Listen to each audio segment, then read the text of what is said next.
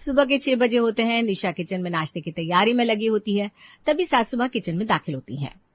अरे निशा बहू, देख तो जरा कितना बढ़िया ठंडा मौसम हो रहा है। ऐसे मौसम में ना वो कुछ बढ़िया सा गर्मा गर्म बना लो जो सीधे दिल को छू जाए। मम्मी जी सही कह रही हो, इस मौसम में कड़क अदरक वाली चाय और साथ में बिस्किट हो, आहा तो मजा ही आ जाए, पेट भी हल्का रहेगा। बिस्किट? अरे ना बहू, सुबह सुबह बिस्किट खाकर पेट का कबाड़ा थोड़ी ना करना है। जरा गर्मा गर्म आलू प्याज के थोड़े पकौड़े तल ले, साथ में कड़क अदरक वाली चाय मिल जाए तो क्या ही मजा है। और हाँ, पकौड़ों में बेसन थोड़ा कम लगाना, वो क्या है ना, कम बेसन के पकौड़े कुरकुरे बनते हैं बहू। ये भगवान, कैसे भुक्खड़ ससुराल वाले हैं मेरे, खाने के अलावा इन्हें और कुछ सोचता ही नहीं। अरे जरा सी बूंदा बूंदी क्या हुई, इन्हें चाय पकौड़े याद आने लगे। और यहाँ 45 डिग्री में बहू बेचारी अपनी किस्मत तल रही है। किचन की 45 डिग्री की गर्मी में आंखों में प्याज के तीखे आंसू और सिर से पैर तक पसीने में लथपथ निशा प्याज काट रही होती है। गर्मी में पसीने से सिर से पैर तक लथपथ, आंखों से गंगा जमुना बह रही होती है। एक तरफ गैस पर बनने के लिए चढ़ा देती है चाय और दूसरी तरफ पकौड़े तल रही है। हे भगवान, विदाई पर इतना नहीं रोई होंगी मैं जितना इस कमबख्त प्याज ने रुला दिया। बाहर बूंदा बूंदी क्या हुई, इन भुक्खड़ों को पकौड़े खाने का मन हो गया और मैं यहाँ 45 डिग्री की गर्मी में सड़ रही हूँ। तभी देवर विकास और ननद चारू किचन के दरवाजे पर आते हैं। वाओ भाभी, आलू प्याज के पकौड़े, मजा ही आ गया। निशा खौलते तेल में पकौड़े छोड़ती है। छन छन, हर पकौड़े की आवाज के साथ उसका खोल उठता है खून। बाहर हॉल में टेबल पर सभी घर वाले बैठे होते हैं। तभी निशा पसीने से तर बतर, बिखरे बालों और लाल आंखों के साथ पकौड़े और चाय लेकर पहुंचती है। ये लीजिए आपके चाय पकौड़े, खा लीजिए। सभी घर वाले अपनी प्लेटों में पकौड़े रखते हैं और चाय के साथ खाने लगते हैं। वाह वाह, वो क्या कुरकुरे पकौड़े बनाए, दिल ही खुश कर दिया तूने तो। हाँ मम्मी जी, आपकी रूह तृप्त हो गई होगी। और यहाँ 45 डिग्री की भट्टी में मैं खुद कोयला बने जा रही हूँ। देखो तो जरा, इस भयंकर गर्मी में भी ये लोग तला भुना ऐसे घुस घुस कर खा रहे। वाह निशा, तो कड़क अदरक वाली चाय ने मजा ही ला दिया। वैसे पकोड़े के साथ हरी धनिया की चटनी होती ना तो मजा आ जाता। एक काम करो ना, जल्दी से हरे धनिया की चटनी बना लाओ ना। अब इन्हें चटनी भी बना कर दो? अरे मैं कोई रोबोट थोड़ी ना हूं जो मुझे गर्मी नहीं लगती। तभी ससुर जी डकार मारते हुए कहते हैं, अरे भाई मानना पड़ेगा, सुबह का नाश्ता ऐसा हल्का फुल्का ही होना चाहिए, पेट एकदम हल्का रहता है। हल्का फुल्का? और एक प्लेट भर का आलू प्याज के पकोड़े ठूस किए और हल्का फुल्का कह रहे हैं। अरे ये इंसान है भी या नहीं? तभी रोहित निशा से कहता है, अरे निशा तुम भी खाओ ना, खड़ी क्यों? तुम ही खाओ ये पकोड़े। अभी नाश्ता खत्म ही हुआ था कि सासू माँ अपनी प्लेट एक तरफ खिसकाते हुए मुस्कुराते हुए कहती है, ओहो, दोपहर के लंच का भी सुन ले, ज्यादा ताम झाम मत करियो। बस बढ़िया मसालेदार राजमा चावल और साथ में थोड़ी सूखी सब्जी और साथ में सभी के लिए 2 गर्मा गर्म फूली हुई रोटियां सेक लेना। निशा बिना कुछ बोले दांत पीसती हुई किचन में चली जाती है और साड़ी का पल्लू कमर में कसते हुए अपनी फूटी किस्मत को कोसती हुई बर्तनों के पहाड़ की तरफ बढ़ जाती है। ये लोग हैं या दानव, इनका पेट ही नहीं भरता। अरे सुबह नाश्ता तो इनका ऐसे होता है जैसे रात का डिनर। अभी नाश्ता हुआ नहीं कि दोपहर के खाने की चिंता सताने लगी इन्हें, और यहाँ बहु गर्मी में पसीने से बेहाल किचन में दिन भर मरती रहे। फिर निशा नाश्ते के बर्तनों का ढेर साफ करके घर के बाकी के काम निपटाकर थोड़ी देर अपने कमरे में जाकर अभी एसी चलाकर 2 मिनट बैठी ही थी कि निशा की नजर घड़ी की सुई की तरफ जाती है। ये लो, इस घड़ी को भी ना मुझसे जैसे दुश्मनी है, इतनी जल्दी 1 बज गया। चलो भी लग जाओ अपनी दिहाड़ी पर। दोपहर के 1 बजे बाहर 45 डिग्री की भयंकर गर्मी। निशा किचन में गैस पर एक तरफ राजमा उबालने तो दूसरी तरफ गैस पर चावल चढ़ा देती है। फिर रोटियों के लिए परात में आटा गूंथ कर रख देती है। इतने में राजमा भी उबल जाता है। फिर उन्हें प्याज टमाटर हरी मिर्च का तड़का लगाकर ऊपर से धनिया डालकर फिर निशा रोटियां सेकना शुरू करती है कि सासू माँ किचन में आधम की।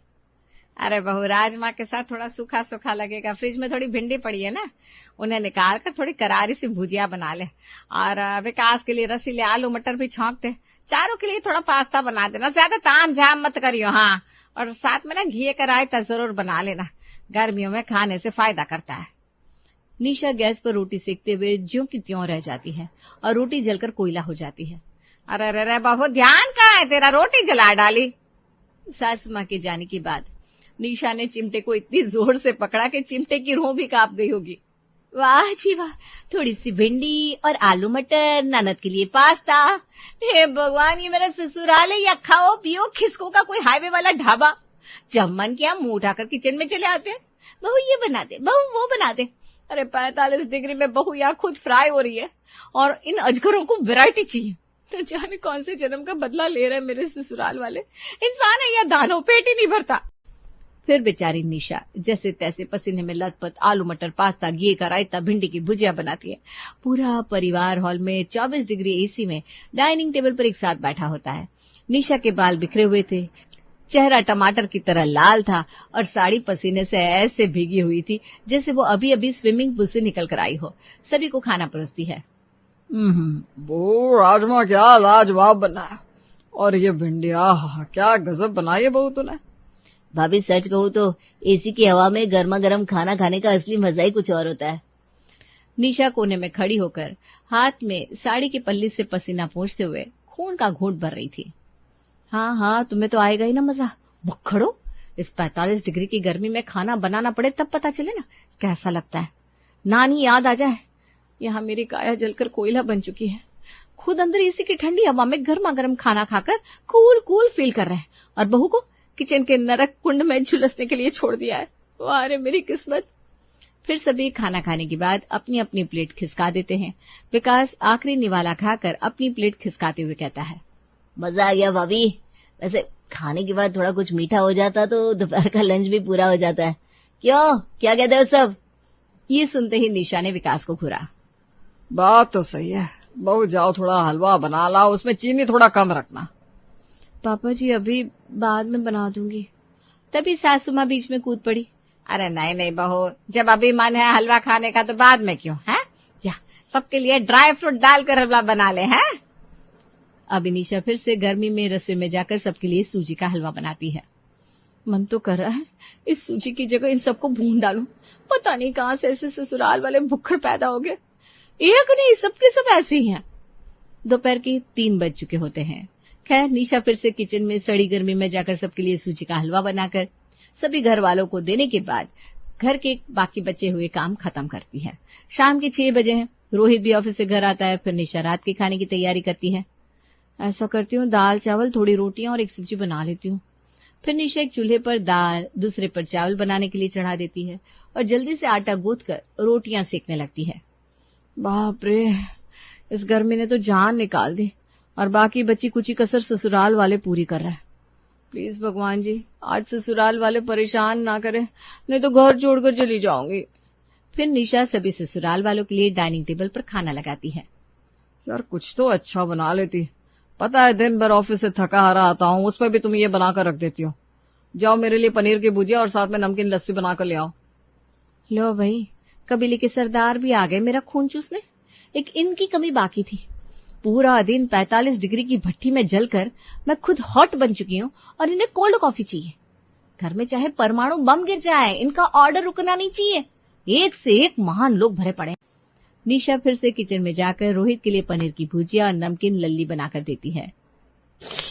ये क्या निशा, कम से कम लस्सी में बर्फ तो डाल देती। जाओ बर्फ लेकर आओ। निशा फ्रिज से बर्फ निकाल कर रोहित को लाकर देती है। तभी ससुर जी, वो दाल में नमक थोड़ा कम है, स्वाद नहीं आ रहा, जरा जाकर ले आओ। फिर निशा किचन में जाकर ससुर जी के लिए नमक लेकर आती है। अरे भाभी आपको पता है ना दाल चावल के साथ प्याज अच्छी लगती है, जाओ मेरे लिए प्याज लेकर आओ। फिर निशा किचन से प्याज लाकर चारों को देती है कि तभी, भाभी दाल तो ठंडी पड़ी है, जाओ इसे गर्म करके लाओ। हद हो गई, अब तो इनका ये रोज का ड्रामा बनता है। खुद तो मजे से पंडित की तरह जिमने बैठते हैं और मुझे नचाने में लगे रहते हैं। बहू ये लाओ, बहू नमक कम है, बहू चीनी कम है, भाभी दाल ठंडी है। भगवान जी अब तो मुझ पर तरस खाओ, तंग आ गई हूं मैं इनके रोज रोज के परेशान करने वाले ड्रामे से। प्लीज बचा लो। तभी रोटी के डब्बे में रोटियां खत्म हो जाती हैं। बहू आज तुमने रोटियां कम बनाई थी क्या जो खत्म हो गई? नहीं तो माँ जी, आज किसी ने चावल नहीं खाया इसलिए रोटियां खत्म हो गई। अरे पर बहू मेरा तो पेट अभी भरा ही नहीं, जा तुम मेरे लिए 2 गर्मा गर्म फूली हुई रोटियां सेक ले। माँ जी आटा भी नहीं बचा है, 2 रोटियों के लिए फिर से आटा गूंथना पड़ेगा। अब चावल खा लीजिए ना, पेट भर जाएगा। अरे ना बहू, चावल से मेरा पेट नहीं भरेगा, तू तो मेरे लिए 2 रोटियां ही सेक ला। सासू माँ के मुंह से फिर से 2 रोटियां सुनते ही निशा का पारा सीधा 7वें माले पर पहुंच गया। वो पैर पटकती हुई रसोई में पहुंचती है, जहां 45 डिग्री की गर्मी उसका बाहें फैलाकर इंतजार कर रही थी। अरे थोड़े चावल खा लेती तो कुछ चला जाता, मुझे यहाँ फिर से 2 रोटियों के लिए गर्मी में मरने परेशान करने के लिए भेज दिया। हे भगवान, सुबह से ससुराल वालों की सेवा करते करते मेरी खुद की अंतिम यात्रा ना निकल जाए। ऐसे ही चलता रहा तो मैं तो सीधे स्वर्ग ही सिधार जाऊंगी, और ये लोग मेरी तहरवी पर कहेंगे, बहू पूरिया थोड़े कुरकुरी बनाना, जाओ थोड़ा हलवा बना लाओ। निशा ने जैसे तैसे पसीने से तरबतर होकर 2 रोटियां सेकी और सासू माँ की थाली में रख दी और मन ही मन ससुराल वालों को कोस रही थी। करम चले, पता नहीं क्या खाकर पैदा हुआ है। अरे परेशान करने की भी कोई हद होती है। कुछ सोच निशा, कुछ सोच। ऐसे घिसती रही तो सोच तेरा क्या हाल होगा। आइडिया, क्यों ना मैं इन पर डाइट कॉन्शियस होने का दांव खेलूं। इन्हें बोलती हूँ कि एक बार में इतना खाना खाना सेहत के लिए सही नहीं है, थोड़ा थोड़ा खाना सही रहता है और फायदेमंद भी। अगली सुबह निशा पूरा परिवार एक साथ जब डाइनिंग टेबल पर बैठा होता है तब ससुराल वालों पर अपना दांव खेलती है। मम्मी जी, पापा जी और रोहित, मैंने कल रात ना इंस्टा पर एक बहुत बड़े डॉक्टर की रील देखी, जिसमें जरूरत से ज्यादा खाना एक टाइम में नुकसानदायक होता है। साथ ही यमराज को दावत देना, पेट लीवर सबका कबाड़ा हो जाता है। अगर लंबी उम्र चाहिए तो हर आधे घंटे में बिल्कुल थोड़ा थोड़ा खाना खाना शुरू करो, इससे सेहत भी बनेगी और बीमारी भी दूर रहेगी। सभी ससुराल वालों ने एक दूसरे की तरफ देखा। बीमारी और मौत का नाम सुनते ही सासू माँ का चमचमाता चेहरा पीला पड़ गया। अरे बाप रे, हाँ बहू तू सही कह रही है। कल रात से वैसे भी मुझे गैस बन रही थी। आज से ना हम सबके लिए तू थोड़ा थोड़ा ही बनाया कर। यस, जंग जीत ली। अब ये कम खाएंगे और मुझे परेशान नहीं करेंगे और किचन से मुक्ति। निशा की तरकीब ने काम तो किया, पर उसका नतीजा ऐसा निकला कि निशा का बचा कुचा दिमागी संतुलन भी हिल गया। कम खाने की वजह से ससुराल वालों का पाचक तंत्र सुपर फास्ट स्पीड से दौड़ने लगा और अब उन्हें हर आधे घंटे में भूख लगने लगी। बहू पेट खाली सा लग रहा है, जरा 2 चम्मच उपमा बना दे, ज्यादा मत बनाइए, थोड़ा सा ही। भाभी बहुत भूख लगी है, जल्दी से थोड़ा सा पुलाव बना लाओ ना। और मेरे लिए एक रोटी और थोड़ी दाल बना लाओ। अरे भाभी मुझे ना थोड़ा सा मैंगो शेक ही दे दो। निशा मुझे तो तुम थोड़ी मशरूम और चावल बना कर दे दो।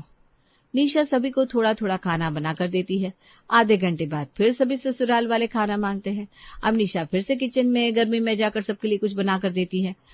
हर थोड़ी देर में ससुराल वालों के खाने के लिए किचन में जाकर गर्मी में खाना बनाना, फिर खाने के बर्तन धोना। थोड़ा थोड़ा खाना बनाने के चक्कर में से और ज्यादा परेशान होना पड़ रहा था। खड़े खड़े उसकी हालत और बुरी हो गई थी। कमर में दर्द, पैरों में दर्द, वो रोने लगती है। हे भगवान, इस थोड़े थोड़े के चक्कर में मेरी तो जान ही निकल गई। सोचा था कुछ और हो गया, कुछ बचा लो भगवान जी, परेशान हो चुकी हूँ मैं, अब मुझसे और नहीं होगा। हर आधे घंटे में कोई ना कोई निशा को आवाज लगाता। अब निशा के सब्र का बांध टूट जाता। पूरा परिवार एक साथ डाइनिंग टेबल पर बैठा हुआ खाना खा रहा होता है। निशा हाथ में करछली लिए पहुंच जाती है। बस बहुत हुआ, थोड़ा थोड़ा, मुझसे अब 1 कप चाय भी नहीं बनने वाली। या तो इस घर में खाना बनाने वाली रख लो, नहीं तो मुझे मेरे मायके छोड़ाओ। मैंने सोचा था इंस्टा पर डॉक्टर की रील बताकर तुम लोग थोड़ा थोड़ा खाओगे तो मुझे परेशान कम करोगे, पर यहाँ तो पासा ही उल्टा पड़ गया। परेशानी कम होने की बजाय और ज्यादा बढ़ गई। बस अब और नहीं। निशा की ये पूरी राम कहानी और डांट सुनकर डाइनिंग टेबल पर बैठे सभी ससुराल वाले, ससुर जी, सासू माँ, रोहित और विकास, सबके सब एक साथ जोर से हंस पड़े। अरे बहू, ये सब ताम झाम करने की क्या जरूरत थी। इतनी नौटंकी करने के बजाय हमें पहले ही बता दिया होता, हम कब से तेरे लिए कुक रख देते। हाँ बहू, तूने तो बेकार में डॉक्टर की रील का बहाना बनाकर हमें भूखा मार डाला। तूने पहले क्यों नहीं कहा कि तुझसे खाना नहीं बन रहा, हम तो अगले ही दिन बाई रख लेते। ये सुनना था कि निशा का बचा कुछ हौसला भी जमीन पर आ गिरा। सब एक झटके में मजाक बन गया। वो वहीं डाइनिंग टेबल के कोने में बैठ गई और अपना सिर पकड़कर जोर जोर से रोते हुए सुबकने लगी। मतलब, हे भगवान, हे लोगों को कुक रखने में कोई प्रॉब्लम ही नहीं थी। मैं यहाँ सुबह से अपनी किस्मत तवे पर सेक रही हूँ, आंखों से गंगा जमुना बहा रही हूँ, पूरा शरीर कोयला बन गया, और ये लोग कह रहे पहले बता देती है। मैं खुद का ही पोपट बनवा बैठी। निशा को इस तरह रोते और सुबकते देख रोहित मुस्कुराते हुए निशा को गले लगा लेता है। क्या निशा, तुम भी कमाल हो यार। और फिर ससुराल वाले कुक रख लेते हैं और अगले ही दिन से कुक किचन संभाल रही होती है और निशा से भी ससुराल वालों के साथ एसी में बैठकर मजे से खाना खा रही होती है। शांति कुंज निवास, जिसकी खिड़कियां दरवाजे टूटे हुए हैं। घर में चारों तरफ गंदगी और जाले हैं। वहां सावित्री जी आंगन में लगी तुलसी की पूजा करती है और वापस हॉल में आकर पति की पेंटिंग साफ करती है। देखा जी, आपके जाते ही ये पूरा घर कैसे बिखर गया। टूटे दरवाजे, खिड़कियां, गमले और ये तस्वीरें। जब तक आप थे, इस घर की रौनक देखते ही बनती थी। 4 रिश्तेदार और पड़ोसी हमेशा बैठे रहते थे। आपके जाने के बाद ना कोई झांकने तक नहीं आता कि हम किस हालत में हैं। सावित्री अपने पति की तस्वीर के आगे रो रही थी। तभी उसका बेटा रमन आंखें मलते हुए बाहर आता है। माँ, चाय लाओ ना। दूध नहीं है घर में और ना ही मेरे पास इतने पैसे हैं कि मैं दूध लेकर आऊं और चाय बनाऊं। खुद कमाओ और फिर पियो चाय। इतने में ही उसकी बेटी प्रिया और बेटा अमन भी अपने कमरे से बाहर आते हैं। मम्मी, मेरे पुराने हो चुके हैं कपड़े, मुझे शॉपिंग पर जाना है, पैसे दो। बस, मेरे पास अब कुछ नहीं है। जो था तुम सब ने बर्बाद कर दिया। इस घर का क्या हाल कर दिया है तुम लोगों ने। अगर तुम चाहते तो अपने बाप के ना रहने पर उनका कारोबार आगे बढ़ा सकते थे, लेकिन तुम सबको अय्याशी करनी है। माँ, मुझ पर और क्यों भड़क रही हो? पापा ने अपने होते हमें कभी जिम्मेदारी का एहसास नहीं दिया और अचानक ये सब हो गया कि हमको समझ ही नहीं पाए और सब बर्बाद हो गया। हाँ, बात तो सही है तुम्हारी, लेकिन अब तो कोशिश कर सकते हो ना संभालने की। पर अब हमसे कुछ नहीं होगा माँ। अब ये घर टूटी फूटी हालत में आ चुका है, इसका अब कुछ नहीं किया जा सकता। हाँ माँ, हमसे नहीं होगा। सबसे अच्छा यही होगा कि इस घर को बेचो और किसी दूसरे शहर चलकर कोई नई शुरुआत करते हैं। नहीं, मैं ऐसा हरगिज नहीं करूंगी। ये तुम्हारे पिता की आखिरी निशानी है। इस घर को जब तक मैं जिंदा हूँ तब तक नहीं बेचूंगी। मैं कारोबार को जैसे तैसे संभालने की कोशिश करूंगी, पर ये घर नहीं बिकेगा। उसी वक्त घर की डोरबेल बजती है। सावित्री दरवाजा खोलती है। सामने एक कोरियर बॉय एनवलप लिए खड़ा है। मैम, ये पार्सल है, यहाँ साइन कर दीजिए। पार्सल? इस वक्त? किसने भेजा है? लाओ दिखाओ। सावित्री एनवलप ले लेती है। रमन और अमन पास आकर देखने लगते हैं। अरे, इसमें तो एक शादी का कार्ड है। किसका कार्ड है? ये मेरे मायके के एक दूर के भाई रामचरण का है। इतनी बड़ी मुसीबत में सब ने मेरा साथ छोड़ दिया, लेकिन ये मेरा मुंह बोला भाई हमेशा मुझे याद रखता है। उसने शादी में हमें बुलाया है। हम नहीं जाएंगे माँ, हमारे पास ढंग के कपड़े तक नहीं है, सब मजाक उड़ाएंगे। आप ही जाओ। ठीक है, तुम मत जाओ, लेकिन मैं तो जाऊंगी ही, वो मेरा भाई है। सावित्री अपने बच्चों के मना करने के बाद भी रामचरण जी के यहाँ शादी में जाती है। शादी वाले घर में बहुत चहल पहल है। वहाँ मीरा एक तरफ खड़ी होकर हलवाई को कुछ समझा रही है। देखो हलवाई भैया, खाना बिल्कुल अच्छा बनना चाहिए। शादी में आए किसी भी मेहमान को खाने की कोई कमी नहीं लगनी चाहिए। अगर कुछ अलग सामान चाहिए तो तुरंत मुझसे कह सकते हो। अरे बेटिया, तुम्हारे होते हुए भला कोई कमी रह सकती है क्या? तुमने सब पहले ही संभाल लिया है। मीरा तुरंत टेंट वाले के पास जाती है। भैया देखो, डेकोरेशन में किसी भी तरह की कमी हुई ना तो देख लेना। मैं आपको पूरे पैसे नहीं दूंगी। वो पर्दा वहां से ढीला है, उसे सही कीजिए। आप चिंता मत करो मीरा बिटिया, इस तरह की कोई कमी नहीं होगी। मैं अभी इसे ठीक करवाता हूँ। मीरा शादी वाले घर में हर छोटी से बड़ी जिम्मेदारी को बड़े सलीके से निभा रही थी। सावित्री मीरा को देखकर हैरान थी। तभी मीरा चिंता में बैठे दुल्हन के माता पिता के पास जाती है। अरे अंकल, आंटी जी, आप दोनों यहाँ चिंता में क्यों बैठे हैं? चेहरे पर इतनी 12 क्यों बजे हैं? चिंता क्यों न करे बेटा, बेटी की शादी है। अगर कोई कमी रह गई तो लोग क्या कहेंगे? हमारी तो नाक कट जाएगी। अरे, आप बस इतनी सी बात को लेकर चिंता में है। चिंता मत कीजिए, मेरे होते हुए कोई कमी नहीं होगी। मैंने सारी जिम्मेदारियां खुद संभाल ली है। अब बस आराम से मेहमानों का स्वागत कीजिए।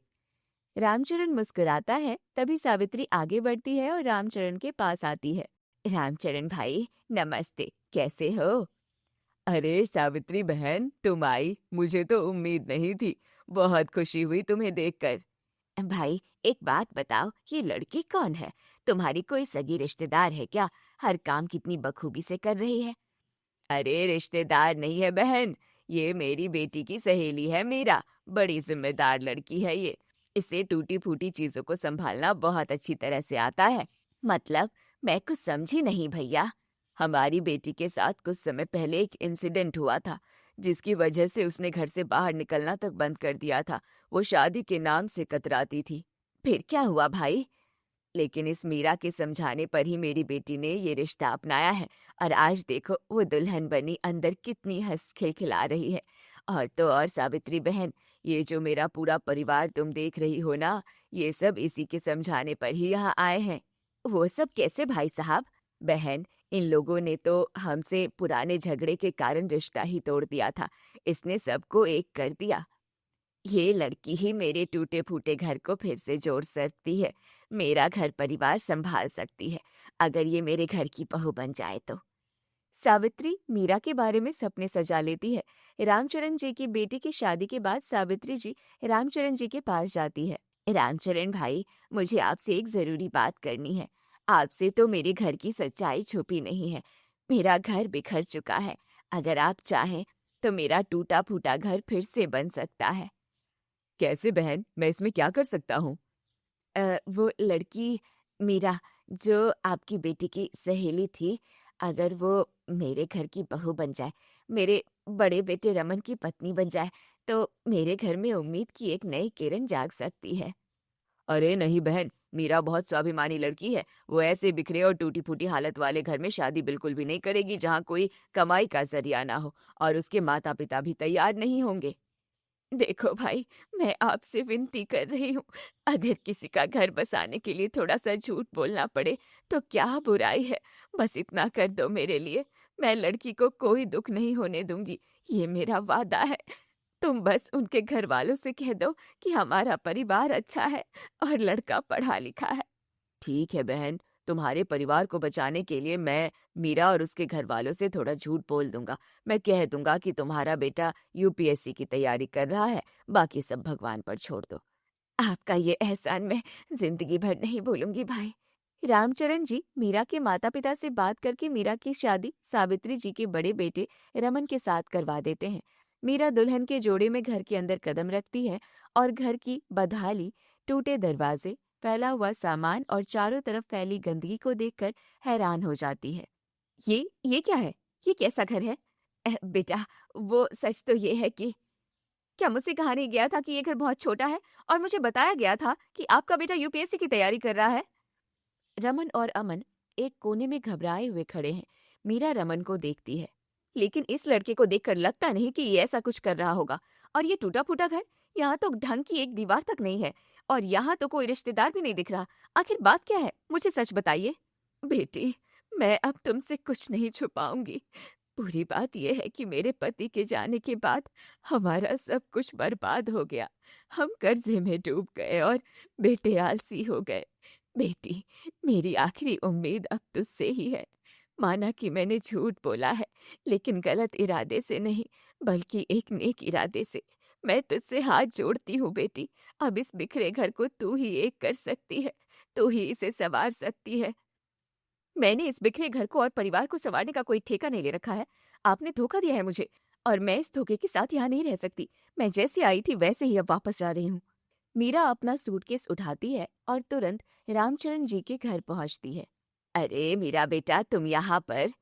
अंकल जी, आपने मेरे साथ धोखा किया है, सरासर झूठ बोला है। मैं आपको कभी माफ नहीं कर पाऊंगी। रामचरण उसका हाथ थामकर समझाता है। बेटा, वो घर सिर्फ टूटा है, बर्बाद नहीं है, और तुम अपनी समझदारी से उसे जन्नत बना सकती हो। मीरा के माता पिता भी उसे समझाते हैं। सभी की बातें मीरा का गुस्सा शांत करती है। वहीं दूसरी तरफ सावित्री और उसके बेटे उदास बैठे हैं। तभी मीरा सादी साड़ी पहने घर में आती है और सीधे रमन के कमरे में जाती है, जहां रमन बेड पर लेटा है। मीरा, तुम वापस आ गई? हाँ, मैं यहाँ तुमसे एक सवाल करने आई हूँ। तुम ये दिन भर बेड पर क्यों पड़े रहते हो? कोई काम धंधा क्यों नहीं करते? मैं क्या ही करूं मीरा, मैं किसी लायक ही नहीं हूँ। पापा के जाने के बाद मेरा कॉन्फिडेंस पूरा टूट चुका है। मुझे लगता है कि मैं कुछ नहीं कर सकता। एक बात याद रखना रमन, घड़ी भी दिन में 2 बार सही समय बताती है। जब वो खराब होकर भी किसी लायक हो सकती है, तो तुम तो एक जीते जागते इंसान हो। तुम बस अपना टैलेंट पहचानो। अगर तुम अपने पापा का पुराना बिजनेस नहीं संभाल सकते, तो कुछ और तो कर ही पाओगे ना। मेहनत करने से डरते क्यों हो? क्या सच में मैं कुछ कर सकता हूँ?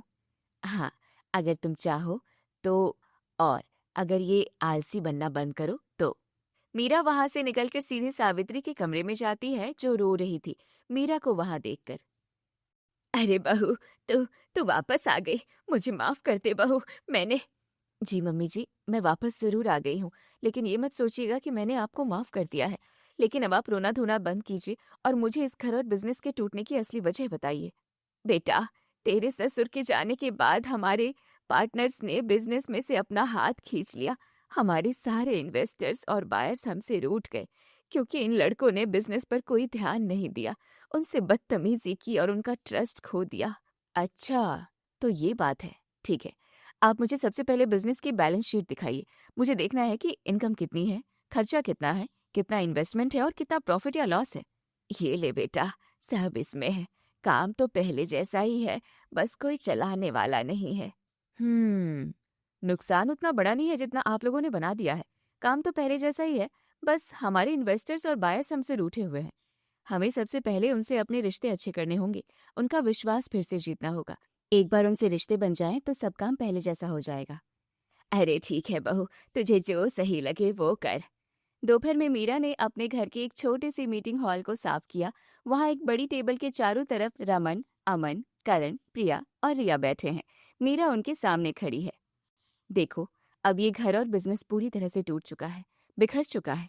इस बात को तुम सब जानते हो, लेकिन इसे हमें मिलकर ही जोड़ना होगा। पर भाभी, हम ये कैसे करेंगे? हमने तो कभी ये सब नहीं किया। हाँ, लेकिन जब तक हम हाथ पैर नहीं चलाएंगे और कोशिश नहीं करेंगे, तब तक कुछ नहीं हो सकता। बैठे बैठे रोना रोने से किस्मत नहीं बदलती। भाभी सच कह रही है। कब तक हम निठल्ले बनकर माँ पर बोझ बने रहेंगे? अब वक्त आ गया है कि हम मेहनत करें। मैं मीरा के साथ हूँ। हाँ, अगर भैया तैयार है तो हम भी साथ हैं। हाँ भाभी, आप जैसा कहेंगी वैसा ही होगा। अब आप हमें बताइए क्या करना है। हाँ भाभी, हम सब तैयार हैं। बहुत अच्छे। तो बिजनेस संभालने और घर जोड़ने से पहले हमें इस पूरे घर की अच्छी तरह सफाई करनी होगी। इसके बाद मीरा के कहने पर सभी घर की सफाई में लग जाते हैं। रमन जाले साफ कर रहा है, अमन खिड़कियां ठीक कर रहा है, करण दीवारों को पेंट कर रहा है और प्रिया रिया गमले ठीक कर रही है। ये सब देखकर, अरे वाह बहू, तूने तो आती ही हमारे घर की काया पलट कर दी। अरे नहीं माँ जी, अभी तो हमारे बिजनेस को ट्रैक पर लाना बाकी है। रमन और अमन, आप दोनों हमारे पुराने इन्वेस्टर और बायर्स के साथ मीटिंग करेंगे और मार्केटिंग की जिम्मेदारी मेरी होगी। हाँ ठीक है, हम पूरी मेहनत करेंगे। रमन और अमन पूरी मेहनत के साथ बिजनेस को ठीक करने में जुट जाते हैं। मीरा भी मार्केटिंग का काम संभालती है और कुछ ही दिनों बाद घर अब पहले से साफ सुथरा दिख रहा है। खिड़कियां नए कांच की है, दीवारों पर नया पेंट है। पूरा परिवार हॉल में एक साथ बैठा है। माँ, भाभी, देखो, इस महीने हमें थोड़ा ही सही पर थोड़ा प्रॉफिट जरूर हुआ है। हमारे 2 पुराने इन्वेस्टर्स और बायर्स वापस आ गए हैं। हाँ माँ, और बायर्स भी अब हमारे माल की तारीफ कर रहे हैं। मीरा भाभी की मार्केटिंग स्ट्रैटेजी काम कर गई। मुझे तो यकीन ही नहीं हो रहा है कि हम फिर से खड़े हो रहे हैं। चलो, कुछ दिनों बाद थोड़ा ही सही, कम से कम प्रॉफिट तो हुआ। मम्मी जी, अभी तो ये इस टूटे फूटे घर और बिजनेस को जोड़ने की शुरुआत है। अब आगे आगे देखो मैं क्या करती हूँ। सब लोग हंसते हैं, पर तभी सावित्री जी उदास हो जाती है उन्हें देखकर। क्या हुआ मम्मी जी, आप अचानक उदास क्यों हो गई? कुछ परेशानी है क्या? घर और बिजनेस तो धीरे धीरे जुड़ रहा है बहू, पर परिवार परिवार को भी जोड़ दो किसी तरह। परिवार? क्यों मम्मी जी, परिवार कैसे टूट रहा था? हम सब तो साथ ही हैं। बेटा, तेरे ससुर के गुजरने के बाद जब हमारी हालत खराब हुई तो मेरे जेठ, देवर और ननद सब ने हमसे रिश्ता तोड़ लिया। कोई हमारे घर आता जाता नहीं था। मैंने भी गुस्से में उन्हें काफी खरी खोटी सुनाई थी। अब हम सबसे अलग अकेले हैं। ऐसा नहीं होता मम्मी जी, रिश्ते गुस्से से नहीं, अपनेपन से चलते हैं। अब मैं इस घर की बहू बनकर आ गई हूँ ना, अब मैं सबको जोड़ दूंगी, आप चिंता मत कीजिए। पर ये कैसे मुमकिन है बहू? वो लोग बहुत गुस्से में हैं हमसे। हम अपने बिजनेस के इस नए प्रॉफिट की खुशी में एक सक्सेस पार्टी रखेंगे और अपने पूरे खानदान को बुलाएंगे। जो आएगा वो अपना, जो नहीं आएगा वो पराया। कुछ दिनों बाद सावित्री जी के घर में एक पार्टी रखी जाती है। पूरा हॉल रोशनी और गुब्बारों से सजा है। सावित्री और मीरा दरवाजे पर खड़ी है। धीरे धीरे आधे रिश्तेदार अंदर आने लगते हैं, जिन्हें देखकर सावित्री भावुक हो जाती है। ताया ससुर, चाचा ससुर और बुआ सास अंदर आते हैं। आप सब आ गए। जेठ जी, देवर जी, बुआ जी, आप सब यहाँ आए। मैं बहुत खुश हूँ आज। गलती मुझसे हुई थी जो पति के ना रहने के बाद मैंने गुस्से में आकर आप सबसे रिश्ता तोड़ लिया था। मुझे माफ कर दीजिए। सावित्री, हमें तुम्हारा इनविटेशन मिला। हम तो आने से हिचकिचा रहे थे, पर तुम्हारी इस नई बहू ने हमें खुद फोन करके इतने प्यार से बुलाया कि हम मना नहीं कर पाए। अरे पगली, गुस्सा चाहे जितना भी हो, अपनों से बढ़कर तो नहीं होता ना। हम भी थोड़े गुस्से में थे, पर तुम्हारी बहू की बातें सुनकर हमारा गुस्सा ढह गया। इस बहू ने हमें याद दिलाया कि असली परिवार क्या होता है। और हमें बहुत खुशी है कि रमन और अमन अब सुधर गए हैं, मेहनत कर रहे हैं और अपना बिजनेस फिर से खड़ा कर रहे हैं। अब हम सब अब से तुम्हारे साथ हैं। पूरा परिवार एक साथ हंसता है। मीरा एक कोने में खड़ी होकर ये सब देखकर सुकून की सांस लेती है। पार्टी खत्म होने के बाद मेहमान चले जाते हैं और मीरा अपने कमरे में आराम करने जाती है। सावित्री दूध का ग्लास लिए उसके पास आती है। बहू, तूने आते ही मेरे इस टूटे फूटे घर को तो संवारा ही, साथ ही मेरे इस बिखरे हुए परिवार को भी संवार दिया। तूने सबको एक कर दिया। तुम्हारा बहुत बहुत शुक्रिया। अरे मम्मी जी, ये तो मेरा फर्ज था। और आपका भी बहुत बहुत शुक्रिया जो आपने मुझे अपना असली टैलेंट दिखाने का मौका दिया। मैं तो पहले समझती थी कि मैं सिर्फ टूटी फूटी चीजें जोड़ सकती हूँ, लेकिन अब आपकी वजह से मैं पूरे टूटे फूटे घरों और खानदान को जोड़ने का काम कर रही हूँ। मुझे खुद पर नाज हो रहा है। तू इस घर की बहू नहीं, इस घर की साक्षात लक्ष्मी है बेटा। सावित्री मीरा को आशीर्वाद देती है। कुछ समय और बीतता है और अब वो घर पूरी तरह से शानदार तरीके से रेनोवेट हो चुका है। एक आलीशान और सुंदर बंगला चमक रहा है। मीरा, रमन, अमन, करण, प्रिया, रिया और सावित्री सब घर के बाहर खड़े होकर नए घर को निहार रहे हैं। माँ, मीरा, अब लग रहा है कि हमारा ये टूटा फूटा घर पूरी तरह से जुड़ चुका है। अब इसमें कोई दरार नहीं बची। हाँ, और बिजनेस भी अब बहुत अच्छा चल रहा है। सब ठीक हो गया है। हमारी मेहनत रंग लाई। हाँ बहू, अब हमारा परिवार हमेशा एक साथ रहे, तभी तो इस टूटे फूटे घर के जुड़ने की बात सही साबित होगी। मम्मी जी, आप बिल्कुल चिंता मत कीजिए। जब तक मैं इस घर की बहू हूं ना, मैं ना इस घर को कभी नहीं टूटने दूंगी और ना ही इस घर के रिश्तों को कभी टूटने दूंगी। ये मेरा आपसे वादा है।